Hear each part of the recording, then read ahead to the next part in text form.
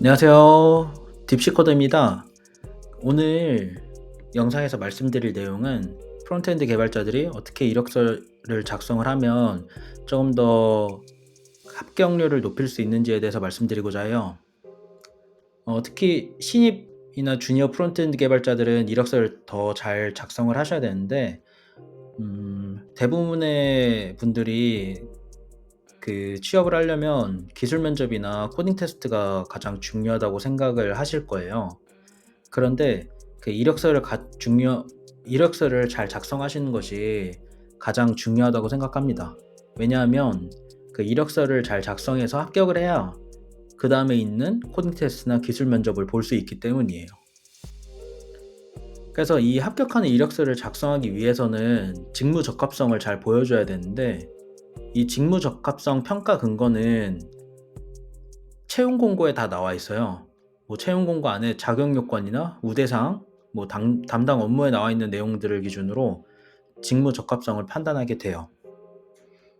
그러면 이 프론트엔드 개발자들은 이력서를 어떤 포맷으로 작성을 하는 게 좋을까 생각을 해보면, 당연히 면접관이 읽기 쉽고 그리고 보기 좋은, 즉 가독성이 높은 이력서를 작성하는 게 1순위인 것 같아요.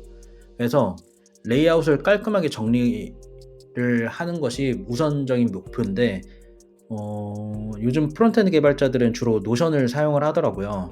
지금 보시면 저도 노션을 사용을 하고 있는데, 여기서 노션 이력서를 검색을 해보시면 이력서 템플릿을 결정할 수 있는 그런 게 있어요.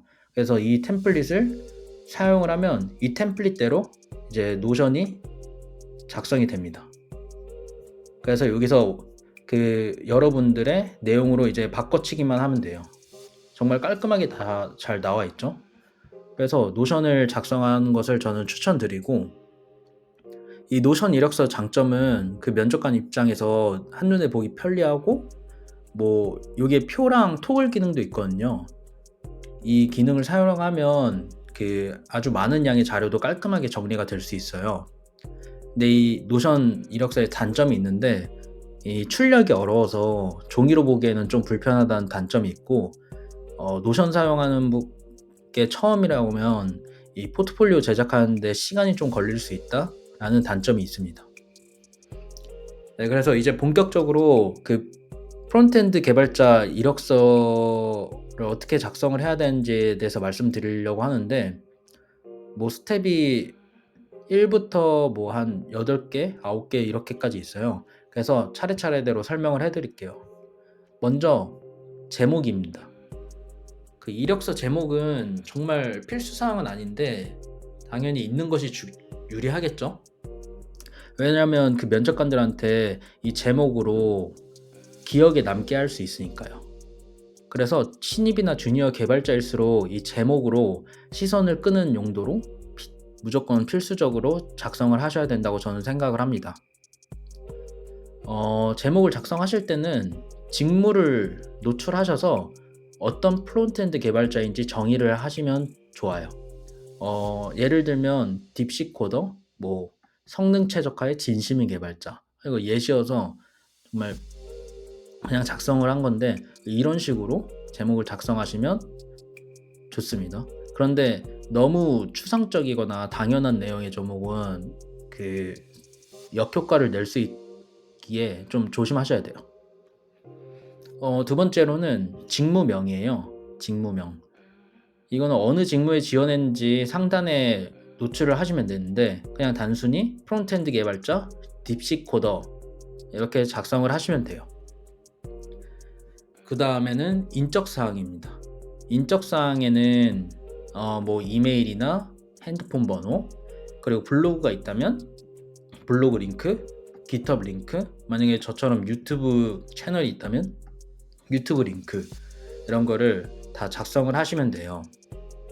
근데 간혹 채용 공고를 보시면 이력서에 인적사항을 적지 말라는 경우도 있거든요. 그럴 경우에는 그 인적사항을 생략을 한 채로 이력서를 작성하시길 바랍니다.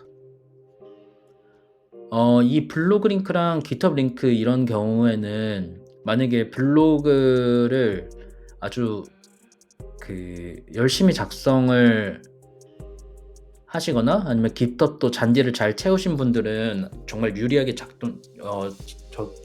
적용이 될 수 있는데, 어느 정도 하다가 이제 멈춰 있는 분들은 이 링크가 불리하게 작용을 할 수 있어요. 그래서 이 부분은 잘 판단하시고 기입을 하시면 좋겠어요. 이제는 자기소개입니다. 그 다음에는 자기소개는 3줄에서 5줄 정도로 간략하게 작성을 하시는 게 좋아요. 본인이 어떤 경험을 가졌는지 아니면 어떤 개발자인지에 대해서 간략하게 소개해 주시면 돼요. 뭐 상황에 따라서 길게 작성할 수도 있는데, 이 면접관들이 보기에 정말 한눈에 들어오도록 명확하게 정리해서 작성을 하시는 것이 좋습니다. 뭐 예를 들면 이거 정말 대략적으로 작성하는 건데, 뭐 N년차 프론트엔드 엔지니어로 일하고 있으며 사용자의 관점에서 생각하며 아름다운 인터페이스와 애니메이션을 구현하는 것을 좋아합니다. 뭐 어떤 플랫폼에 피드 페이지에 무한 스크롤로 구현된 몇백 개의 피드들을 가상 스크롤을 사용하여 렌더링 속도를 900ms에서 100ms로 줄인 경험이 있습니다. 이렇게 한눈에 들어오도록 간략하게 작성을 하시는 걸 전 추천드립니다. 그리고 이 자기소개에 지원 동기는 어떻게 적어야 되는지 궁금하신 분들도 계실 텐데요. 이 지원 동기는 만약에 지원한 기업이 있으시다면 그 해당 기업에서 지원한 동기, 그리고 해당 직무에 지원한 동기, 이 두 가지로 나눠서 작성을 하셔야 돼요. 해당 기업에 지원하는 동기는 그 기업이 속해 있는 산업과 그 해당 기업을 좀 분석을 해서 왜 이 기업에 들어가야 되는지에 대한 것을 작성을 하시면 됩니다. 이 부분에 대해서는 해당 기업의 웹페이지 등을 들어가시면 자세하게 나와 있을 거예요. 그래서 그 웹페이지를 분석을 한 뒤에 작성을 하시면 될 것 같아요. 그리고 해당 직무에 지원하는 동기에 대해서는 여러분이 경험한 부분들과 역량이 얼마나 프론트엔드 개발자에 적합한지에 대해서 강조하시면 될 것 같아요. 그리고 어쨌든 이 지원 동기에 대해서는 면접에서도 자주 물어보는 경우가 있기 때문에 이 지원 동기는 대답을 잘 할 수 있는 방향으로 적으시면 될 것 같습니다. 그 다음에 학력 교육입니다.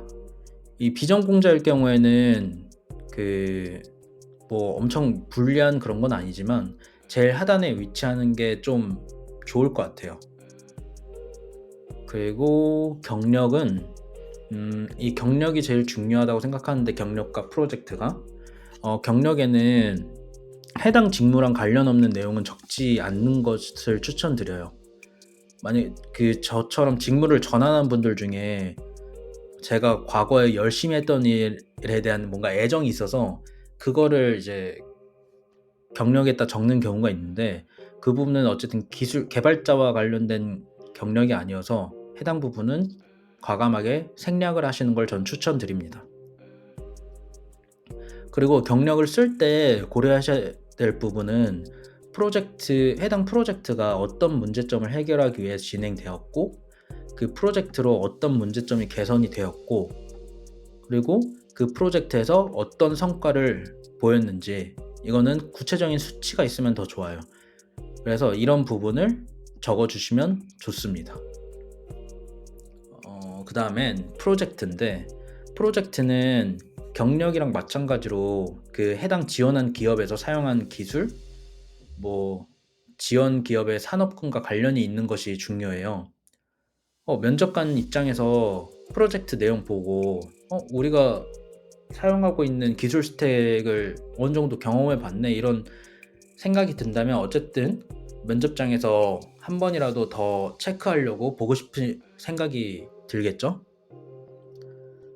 그리고 프로젝트는 많을수록 좋겠지만 무조건 정말 많은 프로젝트를 일일이 나열하기보다는 프론트엔드 개발자에게 꼭 필요한 스킬을 활용한 프로젝트가 있는 것이 좋아요. 그래서 프로젝트에